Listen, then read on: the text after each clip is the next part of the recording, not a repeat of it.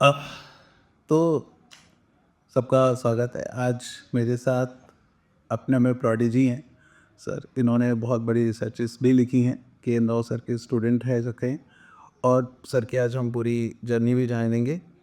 ठीक है। और देखो, मैं इतनी बहुत ज़्यादा मैंने ऐसे इंटरव्यूज़ लिए नहीं हैं, तो छोटा आदमी तो उस हिसाब से देख के जज मत करना। ठीक है। बट सर का बड़ी मुश्किल से हमको समय मिला है और सर ने इतना समय निकाल के मेरे को दिया है, तो मैं बहुत बहुत आभारी हूँ सर। फर्स्ट ऑफ ऑल आपका कि आपने मेरे को इतना अलाउ किया कि मैं आपसे मिल पाऊँ और आपने अपना समय निकाल कर दिया। और आपने मुझे इतनी सारी चीज़ें अभी मेरे को जाननी हुई, तो मुझे पता चला कि मैं मतलब अभी तक समुद्र के किनारे कंकड़ बटेर रहा था। अभी और भी समुद्र बाकी है नापने के लिए। तो सर ने आज अपने ज्ञान का मुझे समुद्र दिखाया है और बस कुछ बूंदें ही बाटी हैं, और उसी में मैं अभी बहुत चकित हूँ। और अभी तो लगेंगी मुझे कई कई सदियाँ लगेंगी वहाँ तक कुछ पहुँचने में सर के। बट जैसे सर का आशीर्वाद रहेगा तो हम बिल्कुल आगे सीखेंगे। बट आज हम बात करेंगे बहुत सारे ऐसे टॉपिक्स के बारे में जो बहुत ज़्यादा टेक्निकल नहीं है, बट बहुत सारे लोगों के जनरली क्वेश्चंस अगर रहते हैं तो उसको लेकर बात करेंगे। बट सबसे पहले हम सर की जर्नी ज़रूर जानेंगे कि सर का ज्योतिष में कैसे आरंभ हुआ और सर ने वो जर्नी कैसे करी। तो सर बहुत बहुत शुक्रिया एंड वेलकम टू चैनल प्रथोलॉजी। तो सर मेरे चैनल का नाम प्रथोलॉजी है, तो प्रथो के साथ एस्ट्रोलॉजी तो मिला के प्रथोलॉजी बना सुंदर है। तो सर मैं ये जानना चाहता हूँ कि आप ज्योतिष के अंदर आप कैसे आएगा, आपकी जर्नी यहाँ से स्टार्ट। एक्चुअली ज्योतिष जो था वो शुरू से ही बड़ा प्रभाव डालता रहा है और जीवन की शुरुआत जो है वो बड़ी ही अजीबोगरीब तरीके से हुई। अच्छा। एक बार हमारे पड़ोसी थे, उनका बच्चा घर से भाग गया। अब वो बड़े परेशान थे, कहाँ गया कहाँ गया बड़ी। तो वहाँ पता लगा कि किसी जगह एक कोई ज्योतिषी आए हुए हैं और वो बताते हैं कि, तो वो मुझे लेके गए उनके पास। तो वहाँ और भी लोग बैठे हुए थे, तो पहले तो उन्होंने उनके सब जो भी करी थी पूरी की। फिर जब हमारी बारी आई तो जैसे ही उन्होंने सब पूछने की कोशिश की तो उन्होंने कहा 1 मिनट रुक जाइए, और फिर उन्होंने कुछ चेक किया और उसके बाद उन्होंने अच्छा अब बताइए। तो उन्होंने कहा भाई मेरा जो बच्चा है वो घर से भाग गया है और आज दूसरा दिन है, अब पता नहीं चल रहा है कहाँ है। तो अच्छा, तो उन्होंने कहा क्या कुछ सफ़ेद रंग से रिलेटेड कपड़े पहन के गया है? मैं कहा हाँ वो टी शर्ट है, हल्की सी नीले रंग की है। ठीक है, इतना कहने के बाद उन्होंने कहा कि कोई बात नहीं, घर वाली बात नहीं है, वो परसों तक आ जाएगा। मैं इतना कहा और वो तो उन्होंने पैसे निकाले और पैसे देने लग गए। तो जैसे ही पैसे देने लगे तो हम कह रहे नहीं नहीं, जब वो आ जाए तो पैसे देना। अच्छा। हाँ, और जब हम घर लौट के आए तो वो परसों तक बोला था उन्होंने, वो वेरी नेक्स्ट डे सुबह ही सुबह घर आए। अब ये चीज़ जो है मेरे अपने जहन पे इस तरह छा गई, मैं कहा उस व्यक्ति ने क्या देखा। ना कोई हमारे पास कुंडली थी, ना हमारे पास कोई इस तरह के डिटेल्स थे, और कुछ नहीं कहा, काम हो गया। बस ये जो जिज्ञासा थी ये वहाँ का मूल कारण बना। मैं बहुत छोटा था और वहीं से ज्योतिष में एक ऐसा इंटरेस्ट जागा कि बस फिर किताबें पढ़ना शुरू कर दिया। अपने स्कूल तो जाना ही है वो तो, लेकिन स्कूल में इतना ज़्यादा मन नहीं लगता था जितना कि ज्योतिष पढ़ने में मन लगता था। फिर एक हमारे और मित्र थे, तो उनके फादर थोड़ा जानते थे, वो टीचर से पढ़ाते थे। उनसे पूछा तो उन्होंने कुछ थोड़ा, वो भी बहुत अधिक नहीं जानते थे जितना आप चाहते, बताया उन्होंने। बस फिर धीरे धीरे धीरे फिर नहीं रहा गया, फिर मैंने बुक्स खरीदनी शुरू की, फिर बुक्स पढ़नी शुरू की। फिर एक और सेल्स टैक्स ऑफिसर थे, उनसे मुलाकात। अच्छा। वो ज्योतिष अच्छा जानते थे, उन्होंने कुछ बहुत अच्छी अच्छी चीज़ें बताई और राशि के बारे में उन्होंने काफ़ी अच्छा बताया। अच्छा, ये सब कब की बात होगी सर ये? मेरी आयु रही होगी लगभग आई थिंक 27-28। और ये आप उस समय किस शहर में कब मतलब? शहर तो हमारा दिल्ली रहा है शुरू से। अच्छा, शुरुआत से। दिल्ली के पास परवल। हाँ हाँ बोल रहे हैं परवल से। तो उसके बाद धीरे धीरे धीरे फिर जैसे मन बढ़ता ही चला गया आगे। फिर किसी ने मुझसे कहा कि भाई आपको अगर ये करना ही है तो आपको सर्टिफिकेट भी जरूरत पड़ेगी। उनका सर्टिफिकेट का क्या करना है, देखिए हम बोलते उन्हें नहीं, उससे ये है आपको थोड़ा सा बल मिलेगा। कोई आपसे प्रश्न करेगा तो आप कह सकते हैं साहब मैंने सर्टिफिकेट भर दिया।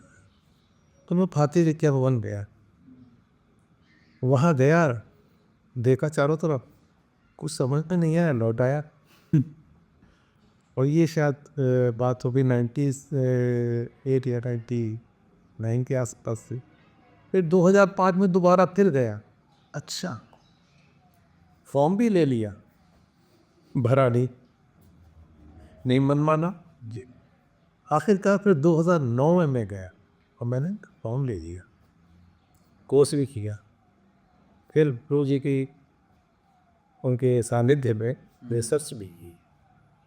बस फिर उसके बाद तो फिर ज्योतिष ही ज्योतिष। तो सर 2009 में आपने फॉर्म लिया, तो तब तक आपकी उम्र लगभग कुछ 45 के आसपास हाँ चुभाई थी। है ना?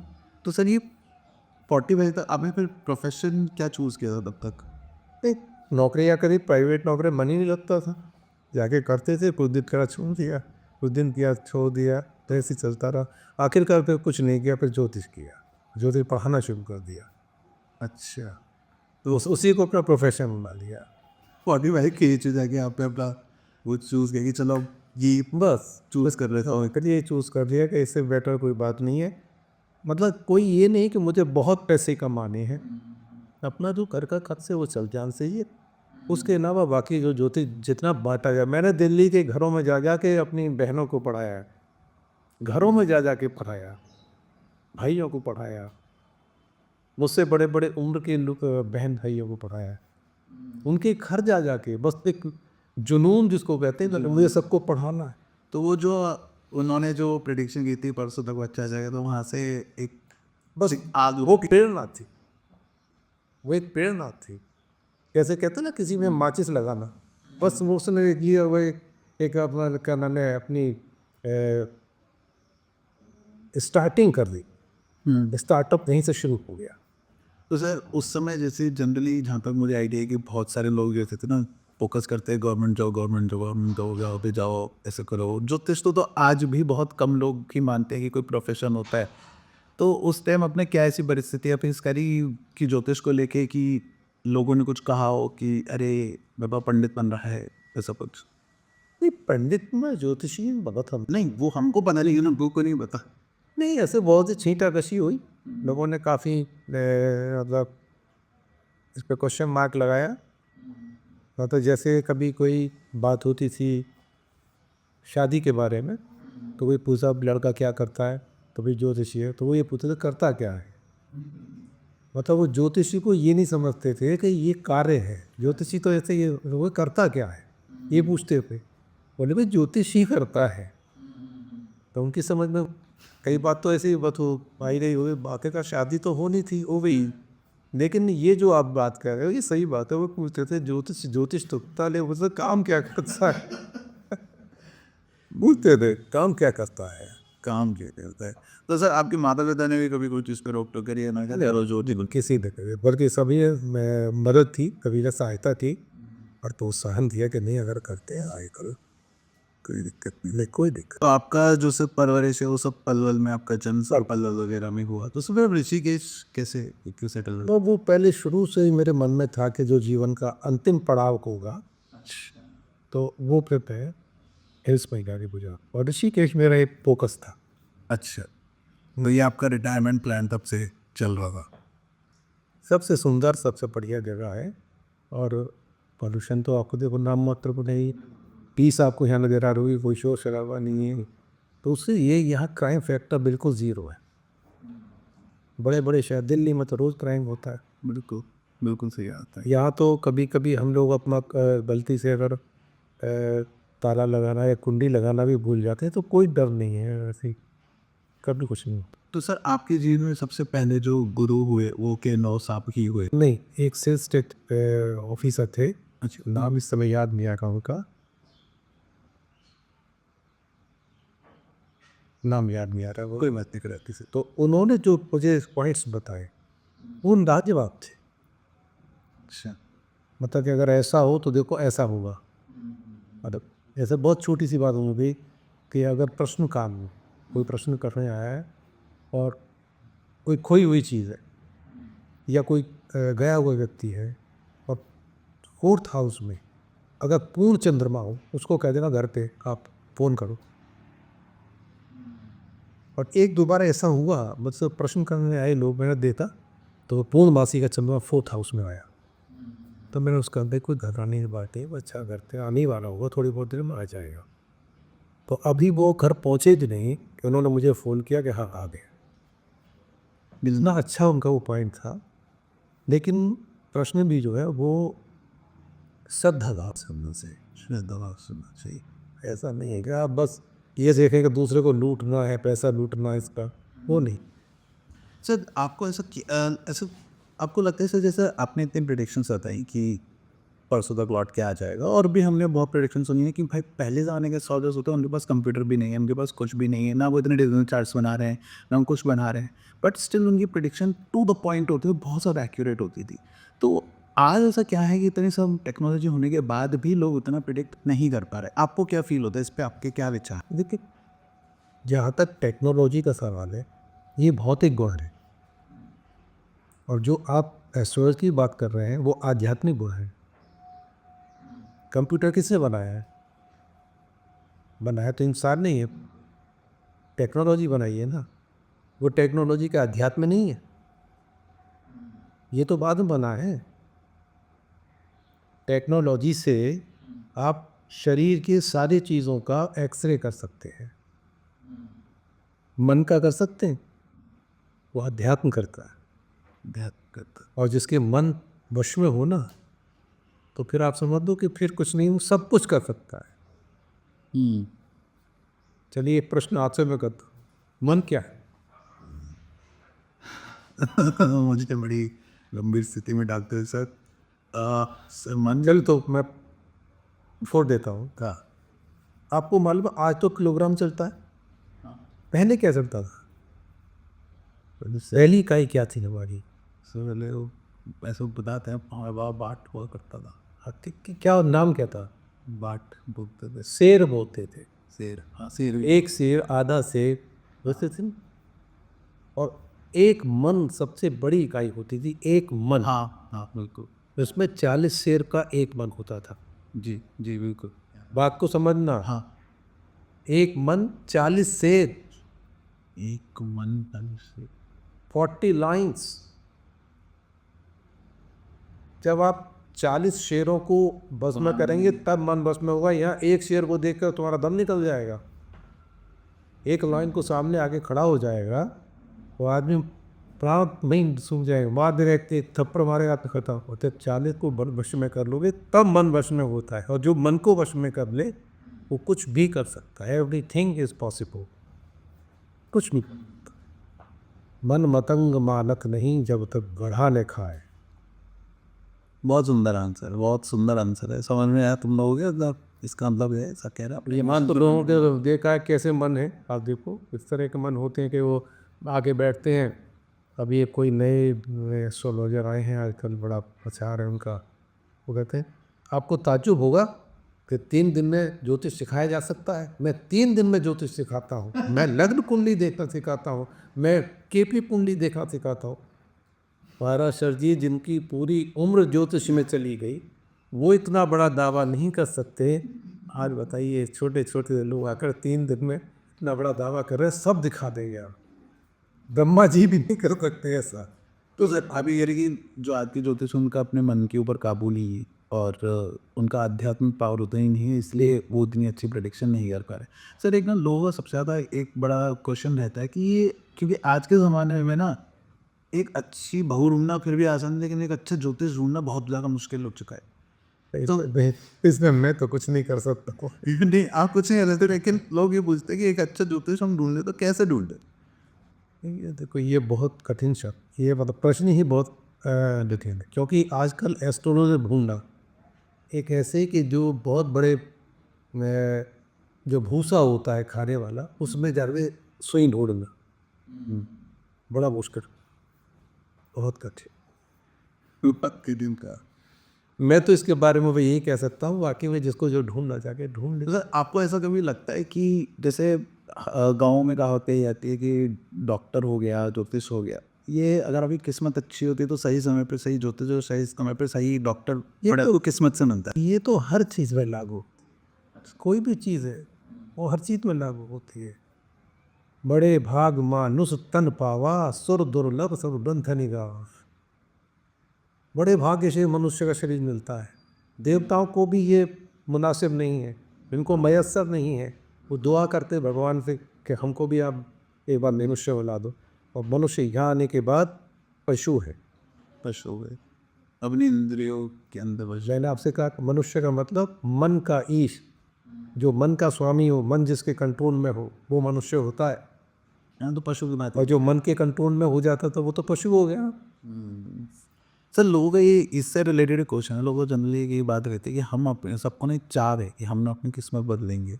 तो मैं कहता हूँ तुमसे अपने कच्चे बनियान तो बदले नहीं जाते हैं, ठीक है। तुम अपनी किस्मत क्या बदलोगे, ठीक है। मतलब किस्मत बदलने के लिए पहले तुम अपने मन को तो वश में करो, ठीक है। मन वश में होगा तो शायद किस्मत भी वश में हो पाएगी, ये मेरा मानना है जो मैंने जितनी पढ़ी है। इसमें आपका क्या कहना है सर? वो किस्मत किसको कहते हैं, पहले तो ये जाना जा रहा है। जी बताएं सर। वो केवल जो भौतिक सुख है उनको वो कहते हैं किस्मत। किस्मत है, पैसा आ गया किस्मत है। आप वो जिसे अभी ये स्टोरी की बात कर रहा हूँ, वो बार बार कहता, मैंने उसको जो सिखाई, वो वहाँ रहते हैं, वो 3 लाख रुपये महीने कमा रहे हैं। मैंने उनको 3 दिन में बताया, वो 5 लाख कमा रहे हैं। तो यहाँ क्या है, भौतिक सुख। पैसे से क्या करोगे आप, भौतिक साधन खरीदोगे ना। यहाँ कहीं अध्यात्म तो है ही नहीं। अध्यात्म का और भौतिक सुख का एक दूसरे का 36 का आंकड़ा है, वो एक दूसरे से कभी मिल नहीं सकते। जहाँ आपने भौतिक सुखों की कामना की, वहाँ आप समझिए आपका अध्यात्म खत्म। ना तो आप दूसरे को सुख दे सकते हैं और ना खुद सुखी रह सकते हैं। तुलसी या संसार में बात बड़ी है दोए, सुख देवे सुख उपजे, दुख देवे दुख हुए। अगर दूसरे को आप दुख दे करके अब ये सोच रहे हैं मैं सुखी हो जाऊंगा, अभी क्षणिक लग रहा है आपको, उसका परिणाम बहुत भयंकर होता है। हाँ सर, इससे ना बहुत सारे ये भी क्वेश्चन रहता है कि अरे हमने फलाने को देखा है, पूरे जीवन भर उसने बुरे काम करे हैं, बताओ उसके घर तो कोई दिक्कत नहीं है, हमें भगवान इतने फालतू के कष्ट देता है। तो मेरा ये कहना होता है कि उसमें कि भाई तुमको ये आज का लग रहा है, तुमको नहीं पता इससे आने वाली पीढ़ियाँ तक भुगतेंगी। नहीं, ये नहीं है। जिसको आप ये देख रहे हैं ये बहुत बुरे कर्म कर रहा है, तभी ये मज़े कर रहा है, ठीक है। जो आज कर रहा है ना, वो आज की खेती है, लेकिन जो उसने पहले जन्मों में किया है, वो जो बोग रहा है वो खेती है। वो खेती जिस दिन वो खेती खत्म हो जाएगी और आज की खेती शुरू होगी, उस दिन मुंह पे बदला। आपके सामने उसका परिणाम समझ में आ जाए, क्या परिणाम होता है। बिल्कुल। परिणाम तब समझ में आता है, जब तक उसकी वो खेती है वो खाएगा, क्योंकि उसने किया है, प्रारब्ध है, भोगेगा। और अगर प्रारब्ध उसकी जिस दिन ख़त्म हो जाएगी और जो आज के कर्म चालू होंगे, धन देना। कर्म कभी पीछा नहीं छोड़ता, समझते हैं।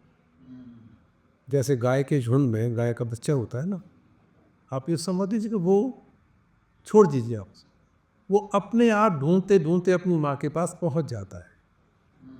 इसी तरह से कर्म आपको, चाहे आप 7 तालों के भीतर में बंद हो जाइए, जी पहुंच जाएगी। और राजा परीक्षित की कहानी इसका सबूत है। हाँ बिल्कुल। तक्षक ने तक्षक 9 तालों के भीतर जाकर के डस लिया और मर गया वो। बिल्कुल। पर हम ये प्रेडिक्शन किया था कि वो तुम्हारा हे राजन, तुम्हारा बेटा वहाँ से मारेगा। तो राजा ने खूब बचा के रखा अपने उस पुत्र को कि मैं छत पे रख दूंगा, कैसे पहुँचेगा जंगली सुअर वहाँ का। तो वो पत्थर के वजह से मार गए। तो ये तो है, बात ठीक है। सर दूसरा मेरा क्वेश्चन ये था कि आजकल जैसे शादी है, तो शादी क्या है, कुछ लोग ऐसे मानते हैं कि ये पूर्व जन्म निर्धारित है, ठीक है। कुछ लोग ऐसे कहते हैं कि नहीं ये निर्धारित नहीं है, हम कभी कभी खुद चयन भी करते हैं। और कुछ लोग कहते हैं कि कुछ लोग चयन कर पाते हैं, कुछ लोग नहीं कर पाते हैं। तो इसमें आपका क्या मत है, इसमें क्या सच्चाई पड़े रहेगी? पहले तो मैं ये पूछना चाहता हूँ, देखो मैं तो शब्द का पकड़ता हूँ। हाँ सर। मैं तो शब्द की बात, आप शादी शब्द कह रहे हैं, जी क्या मतलब है? सर नहीं बता अब देखिए। क्योंकि जब तक आप शब्द को नहीं चूज करेंगे ना, उसका मतलब नहीं जान लेंगे तो आप गहराई में नहीं पहुंच सकते। शादी शब्द बनी है शाद से, ये उर्दू का शब्द है शाद। कहते हैं ना कभी कभी आज मेरी तबीयत नाशाद है, यानी अच्छी नहीं है। शाद का मतलब है खुशियाँ। अगर आप कोई मिलन करके खुश हैं, प्रसन्न है, तो शादी है। अन्यथा आप चाहे कुछ भी कर लीजिए, वो शादी नहीं है, वो समझौता है। सबसे बड़ी चीज़ है कि आप उसको किस प्रकार से ट्रीट करते हैं, वो आपको कैसे ट्रीट करता है, दोनों में आपस में सामंजस्य कितना है, तो वो शादी कहलाता है। मैंने तुमसे एक बात की और तुम बिखर गए, तो कहीं भी शादी हुई। या आपने मुझसे कुछ डिमांड कर ली, मैं बिखर गया, कहीं भी शादी। जैसे ये तो चलाना हो गया, लेकिन जैसे पूर्व जन्म से रिलेटेड इसका क्या है कि सबके जैसे कहते हैं ना कि लोग कहते हैं कि अरे भगवान तो ऊपर से रिश्ते बनाकर भेजता है। हाँ, बिल्कुल सही। ये एकदम फैक्ट है कि होता वही है, लेकिन उसमें हम अपने क्रियमान कर्मों के द्वारा कुछ थोड़ा सा चेंजेस कर सकते हैं। बदल नहीं सकते, परिवर्तन कर सकते हैं। ख़त्म नहीं कर सकते, परिवर्तन कर सकते सर लोगों को आसानी उसके लिए कोई एग्जाम्पल सर? हैं। एग्जाम्पल भगवान श्री राम है। अब आप देखिए कि गुण मिलाए तो किसी, और मैंने मुझे पूरा पता नहीं, कहते थे 36 गुण मिलते थे। सर ये लोक कथा है, ऐसे तो कोई वो नहीं इसका। लेकिन हुआ क्या कि उनको तो वनवास जाना पड़ा, सीता मैया को भी सास में जाना पड़ा, 14 साल का वनवास भोगा, दुनिया भर के कष्ट उठाए। जी। तो एक चीज़ होती, तो इसका मतलब दोनों की प्रारब्ध में वो चीज़ थी, तभी तो मिलन हुआ। अभी जो कुंडली मिलान वाला सिस्टम है, ये कोई विशेष महत्व नहीं रखता। ये बस आप ये बताइए, कुंडली का मिलान का मेन जो वो है, नहीं ग्रह, प्लैनेट कौन सा है? चंद्र। चंद्रमा किसका कारक है? मन का। और मैंने अभी थोड़ी देर पहले आपसे क्या बोला था? मन 40 से जिसने मन को वश में रख लिया फिर उसके सामने कुंडली कहने का मतलब वही है कि आपने विवाह कर लिया, सामंजस्य कितना है, मन कितना मिल रहा है, भावनाएं कितनी मिल रही हैं, एक दूसरे के साथ कंप्रोमाइज़ कितना किया जा सकता है, वो डिपेंड करता है आपकी खुशियों के ऊपर। बाकी तो वही मिलेगा जो आपको लेके आए, वही आपके मतलब आपके जीवन में वही। अगर स्त्री है तो पुरुष आएगा, पुरुष है तो स्त्री आएगी, वही आएगी। चंद्र कितनी भी कुंडली बुला ली, कुछ नहीं। ठीक है। सर तीसरा क्वेश्चन था कि आजकल लोग ना बहुत ज़्यादा वो हो चुके हैं, भटक चुके हैं, ठीक है, क्योंकि सबको लगता है कि उनके घर में कुछ ना कुछ चल रहा है, ठीक है, किसी ने उनके ऊपर काला जादू कर दिया है। मेरा ये कहना होता है लोगों को ढंग से रुद्र अभिषेक करना भी नहीं आता, तो आपको क्या लगता है कि तुम्हारे ऊपर कोई काला जादू कोई क्यों करेगा? तो बट अगर स्टिल घर में किसी वजह से नेगेटिव फीलिंग हो या ऐसा कुछ हो, तो जनरली कोई एक सात्विक तरीका जो घर में आसान तरीके से लोग कर सकें इन सब चीज़ों से बचने के लिए, क्योंकि इसके चक्कर में क्या होता है ना, लोग गलत लोगों के पास बहुत ज़्यादा पहुंच जाते हैं और उसकी वजह से नुकसान उनको खूब उठाना पड़ता है, और फिर वो होती फिर बदनाम बुरी ज्योतिष होती है। आप ये बताइए कि किसी ने कुछ कर दिया, आपके पास आपके ऊपर हो कैसे गया? बताएं सर। नहीं, मैं थी, किसी ने आपके ऊपर कुछ कर दिया, ये तभी हो सकता है जब आपका चंद्र खराब हो, ये नहीं मन अच्छे नहीं हो, आप खराब हैं। चंद्र क्या खराब होगा? आप स्वयं खराब है। आपकी अपनी जो अध्यात्म शक्ति है वो है ही नहीं, आप तो भौतिकता में भरे पड़े हैं। मैं बैठा हूँ आपके सामने, गुरु का मैं आशीर्वाद है, आप, मैं बैठा हूँ और बुला लीजिए किसको, मेरे ऊपर करा के तो नहीं। वो कहता है कि मैं तेरे ऊपर तंत्र करूँ, हाँ मैं बैठा हूँ, कर दे भी। क्योंकि मैं मन से शुद्ध हूँ, मुझे उससे भी कोई जो करने आया है, मुझे उससे भी कोई शिकायत नहीं है। वो भी मेरे लिए मेरा मित्र है, ठीक है, तो मेरे मित्र हो, अगर तुम ऐसा कर सकते हो मैं बैठा हूँ, कर दो। ये उसी के ऊपर होगा जो मन से खराब है, जिसका मन में कलुषता भरी हुई है। मैं फिर दोहरा रहा हूँ, तुलसी या संसार में बात बड़ी है दोए, सुख देवे सुख को उपजे, दुख देवे दुख। अगर आप सुख दे रहे हैं, आप पे कोई तंत्र काम नहीं करेगा। आप दूसरे को दुख दे रहे हैं, आपको तंत्र क्या है, उसने फूंक मार देगा तो तुम्हारे ऊपर चढ़ जाएगा। तो बेसिकली मैं साहब कवच क्या होता है कहते नहीं उनके पास कवच था। कवच क्या है? अध्यात्म शक्ति ही कवच है। वो खूब करने की कोशिश करेगा लेकिन नहीं छुए। आदमी अपने मन से शुद्ध नहीं, वो मन को खराब करके बैठा। ज्योतिष क्या ये सिखाती है आपको कि आप टीवी पे बैठ जाइए बस मेष राशि, वृष राशि, तुला राशि, आप ये बताइए। सर इसके ऊपर भी आप थोड़ा बोलिएगा कि आजकल ये जो चल गया है ना कि आप एक काम करिए कि आप ये पहन लीजिए, वो पहन लीजिए, लाल रुमाल पहन के जेब में रख के चला करिए, ये चला करिए, इससे ये हो जाएगा, वो हो जाएगा। मुझे बहुत बेवकूफ़ी वाली बातें लगती है। आपका इसमें से क्या विचार रहेगा? नहीं, जो आपसे ये कहे कि आप जेब में लाल रुमाल लेके चलिए तो उसी से पूछिए भाई आप कितने दिन लेके चले थे, पूछिए उससे। आप लाल पीला नीला काला कोई भी रुमाल कितने दिन जेब में रख के चले थे? और ये अगर जो आप रख के चले कहाँ लिखा हुआ है, कौन से एक शास्त्र में है बताइए। ये सब ना लाल किताब वाले हैं। अरे लाल लाल किताब वाले तो उनसे पूछो ना इसकी सत्यता। आप मैं वही बात करने जा रहा था, आपने भी बात सर ये बताइए कितनी राशियां हैं? 12 से। मैं पूरे संसार की बात नहीं करता हूँ, विश्व की बात नहीं, मैं केवल आपसे भारत की बात करता हूँ। भारत की कितनी आबादी है? सर 140। 44 मान लेते हैं। तो अगर हम 12 से डिवाइड करें तो एक राशि पे कितने कितने लोग आते हैं? 12 करोड़। 12 12 में 112। 144 ना 140 12 अब 12 करोड़ लोगों को आप ये कह रहे हो कि आज आपके यहाँ शादी का योग है। अरे जगह ही नहीं होगी भारत में 12 करोड़ एक बार में शादी करने की, जगह ही नहीं है, कहाँ से हो जाएगी? और चलो मैं इसको भी छोड़ देता हूँ, मैं ये कहता हूँ कि उसमें से 10% ही शादी योग्य हैं, 90% नहीं है, क्योंकि उम्र छोटी ज़्यादा हो सकती है, तो कुछ शादीशुदा भी होंगे, कुछ बच्चे होंगे। केवल 10% ही ऐसे यूथ हैं जिनकी शादी होनी है।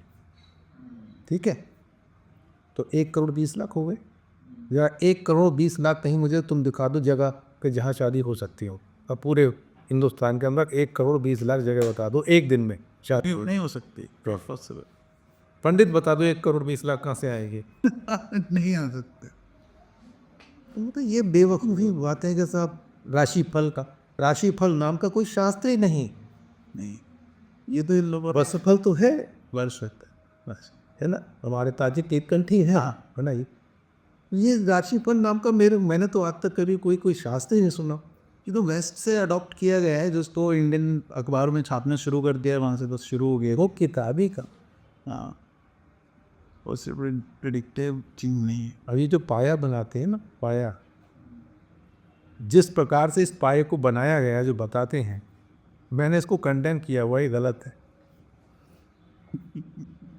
और उनके नियम से, अपने नियम से नहीं, उनके नहीं, उनके नियम से, जो उन्होंने नियम बनाया है इसी में कॉन्ट्रडिक्ट। हाँ जी, जो जन्म चंद्र और वोचा चंद्र से बनाते हैं वो जी, तो उसके हिसाब से जो उन्होंने बनाया है उसी पाए को मैंने बताया। अब जब जन्म के समय तो एक ही चंद्रमा होता तो लग्न से देख लेते हैं, लेकिन जो आप ट्रांजिट ऑफ द मून दिखा रहे हैं उसके हिसाब से जो आप पाया बना रहे हैं वो कंट्रोवर्सी हो रही है, हो ही नहीं सकता है। मैथमेटिकली नहीं, पॉसिबली नहीं है। लेकिन इतनी दूरी कौन तय करे? इतना कौन पढ़े इतना काम लेके। सर ये न्यूमरोलॉजी को लेके आपका क्या है? आजकल सबका चल गया है मूलांक, ये कहते हैं कि 4 नंबर राहु से लिखा होता है। मैं आज उसके पागल खाने में मैंने तो सही से हिंदी में क्या कहते हैं? न्यूमरोलॉजी को पता नहीं है। अंक शास्त्र। आप हिंदी में कोई भी अंक शास्त्र की किताब बता दीजिए, कोई बात दैवज्ञ बता दीजिए जिसने लिखा हो अंक शास्त्र। नहीं नहीं, तो आ कहाँ से गया? मैं तो खुद यानी कि 40-50 साल पहले इन लोगों ने निकाला है, बस उससे पुराना है नहीं थे। मैं दूर की बात नहीं बताऊँ, मुझे ये बता दो हमारे किसी भी संस्कृत के ऋषि महर्षि या आचार्य या कोई भी व्यक्ति हो, उन्होंने प्रामाणिक कोई शास्त्र बनाया हो अंक शास्त्र, तो मुझे बता दें, मैं स्वीकार कर लूँगा। सेम देखो, तुमको चिल्ला चिल्ला के थक गया था मैं, तुमको लगता है कि मैं नया लड़का हूँ, मैं क्या ही जानता हूँ। तो अब तो देखो सर बोल रहे हैं जी भाई मैं भाई न्यूमरोलॉजी नहीं।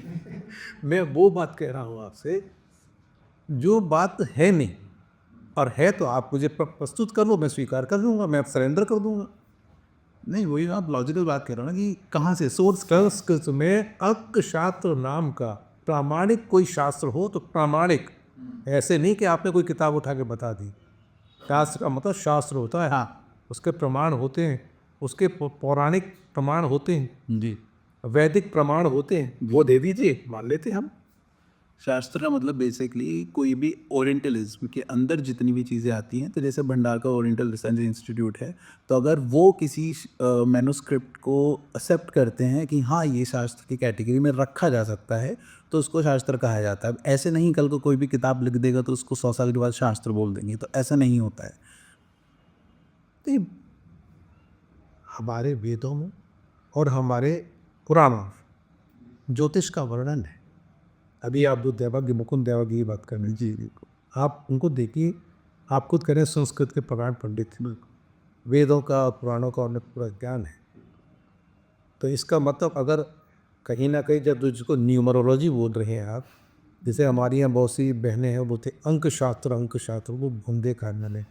तो आप बताइए कि वो अगर अंक शास्त्र है तो वो कहीं तो उसका किसी पुराण में किसी भी वेद में अंक शास्त्र नाम का शब्द तो होगा। शब्द, आप शास्त्र को छोड़ दो, मैंने तो आज तक सुना नहीं। अब किसी को बेवकूफ़ बनाना तो अब वो तो वैसे भी लोग बनाइए। सर, तो अभी लास्ट सेक्शन पे आएंगे अपन कि सर थोड़ा हम रेमेडीज के बारे में बात करेंगे कि आजकल हम लोग बहुत ही गलत रेमेडीज ऐसे फॉलो करने लगे हैं। कुछ ऐसे कहने लगे हैं कि नहीं, तुम क्या है ना कि तुम शनि की पूजा मत करो, तुम इसकी मत करो, तुम उसकी मत करो। कुछ लोगों ने कह दिया अगर तुम्हारे सातवें भाव में अगर गुरु बैठा हुआ है तो तुम पूजा मत करो, तुम पूजा करो तो तुम बर्बाद हो। ये लाल किताब है। हाँ, I know that it comes from the Lal Kitab. ठीक है, तो ऐसी बहुत भ्रांतियाँ फैली हुई हैं, बट मेरा समझ है पूजा आपको कभी भी गलत रिजल्ट नहीं दे सकती है। ठीक है, आपको भले कुछ रिजल्ट नहीं मिलेगा तो कुछ गलत मैं आपसे एक बात पूछना चाहता हूँ, जी सर। ये लाल किताब का प्रचलन कितने दिन से प्रारंभ हुआ है, पिछले कितने सालों से? तो मुझे लगता है पिछले 10-15 साल से स्टार्ट हुआ। इसके मुख्य जो सूत्रधार हैं वो जी.डी. वशिष्ठ जी हैं। उन्होंने एक लाल किताब अमृत करके प्रचार किया, बहुत प्रचार। अब कहाँ गया वो? बताइए कहाँ गया? और दूसरा ये है कि आप जितने लोगों को पुस्तक बना के दी, आपने उनके बारे में कभी, मेरा ख्याल लाखों लोगों ने ली होगी, हजारों ने ली होगी, कम से कम उसमें से कोई 20-25 हज़ार लोगों की निकाल के सब इनके ये प्रेडिक्शन ठीक हुई है, बताइए।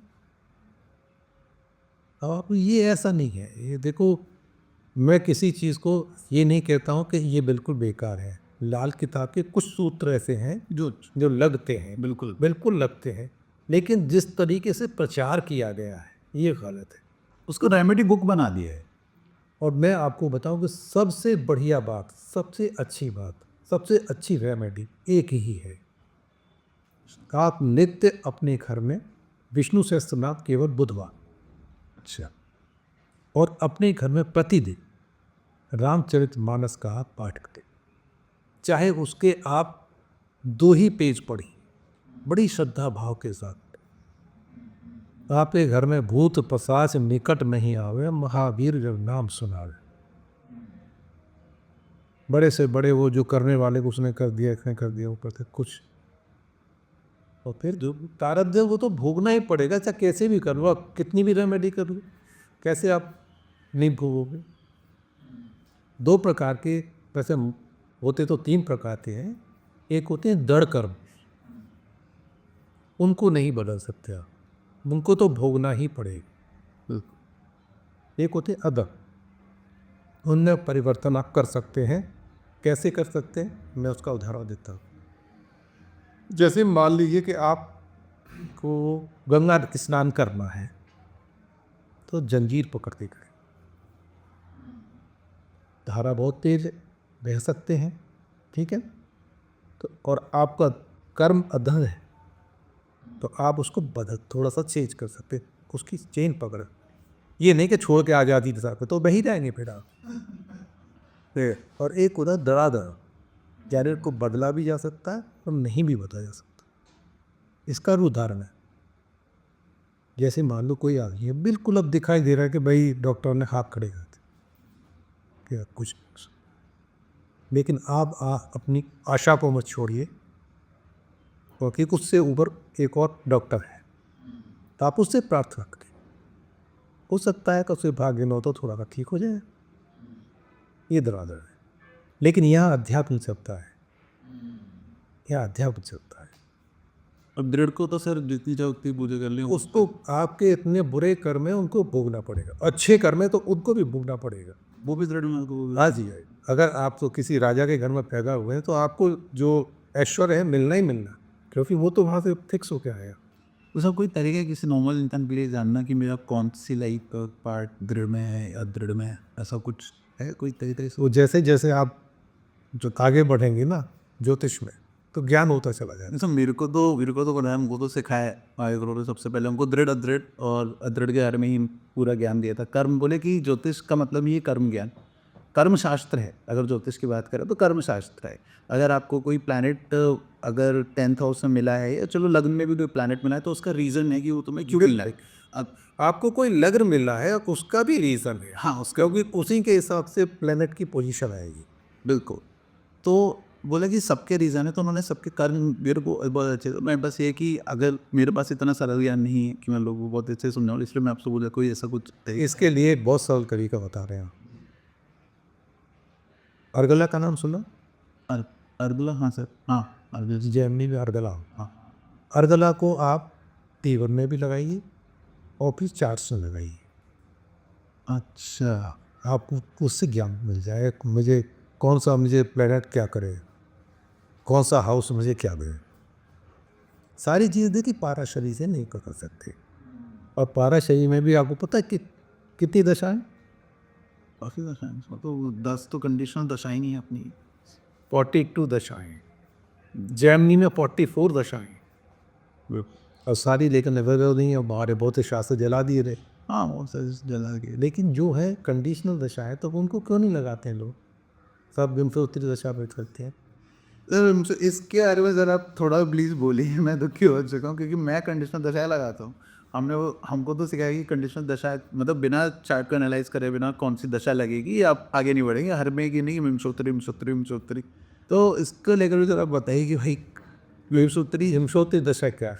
हिमशोत्तरी दशा ये है, जैसे आपको कोई तबीयत खराब हुई, आप डॉक्टर के पास गए, डॉक्टर ने कहा ठीक है ये मैं 3 दिन की दवाई आपको देगा। जी 3 दिन बाद आप ठीक नहीं हो तो क्या करेगा?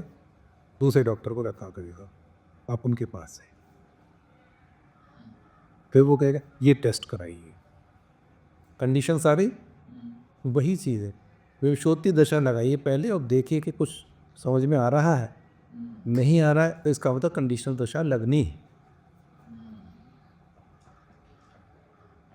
सर कंडीशनल दशा में जैसे एक बस प्रश्न है, मेरा अपना खुद का प्रश्न है कि कभी कभी होता है कि दो दशाएं लग रही होती है, जैसे कि सूर्य का लग्न में बैठा तो षष्ठी है इन दशाएं, लेकिन वहीं पर अगर लग्न और नवंश का लग्न दोनों वर्गोत्तम हो जाए, मतलब वर्गोत्तम आ जाए तो शताब्दी का दशा भी लग जाएगी। तो उसमें फिर कौन सी चूज करें, षष्ठी है नहीं?